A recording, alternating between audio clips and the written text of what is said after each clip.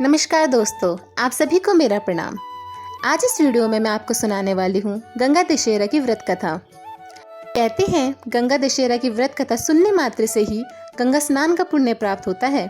मनुष्य मृत्यु लोक को त्यागने के बाद बैकुंठगामी होता है। तो आइए सुनते हैं गंगा दशहरा की व्रत कथा। एक बार राजा सगर ने 60,000 पुत्रों के साथ एक बहुत विशाल यज्ञ किया। उस यज्ञ की रक्षा का भार उनके पौत्र अंशुमान ने संभाला। देवराज इंद्र ने सगर के यज्ञ के अश्व का हरण कर लिया। यह यज्ञ के लिए विघ्न था, पर अंशुमान ने राजा सगर के 60,000 पुत्रों के यह संग अश्व को खोजना शुरू कर दिया। सारा भूमंडल खोज लिया, परंतु अश्व का कहीं पता नहीं चला। फिर अश्व को पाताल लोक में खोजने के लिए पृथ्वी को खोदा गया।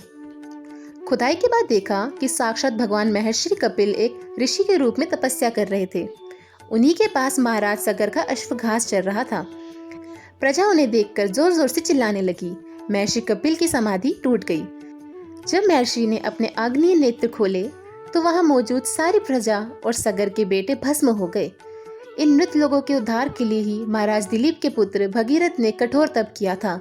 भगीरथ के तप से प्रसन्न होकर ब्रह्मा ने उनके वर मांगने को कहा तो भगीरथ ने गंगा की मांग करी।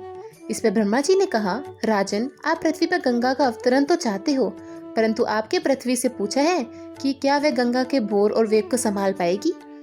मेरा विचार है कि गंगा के वेग को संभालने के लिए शक्ति केवल भगवान शंकर में है। इसलिए उचित रहेगा कि गंगा का भार एवं वेग संभालने के लिए भगवान शिव का अनुग्रह प्राप्त किया जाए। भगवान भगीरथ ने वैसा ही किया। उनकी कठोर तपस्या से प्रसन्न होकर ब्रह्मा जी ने गंगा जी की धारा को अपने कमंडल से छोड़ा। तब भगवान शिव ने गंगा की धाराओं को अपनी जटाओं में समेट लिया और जटाएं बांध ली।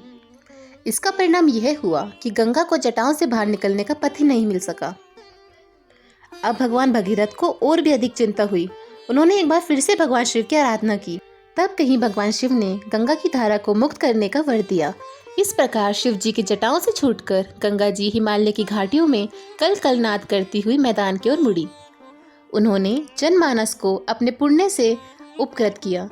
युगों युगों तक बहने वाली गंगा की धारा महाराज भगीरथ की कष्टमय साधना की गाथा कहती है।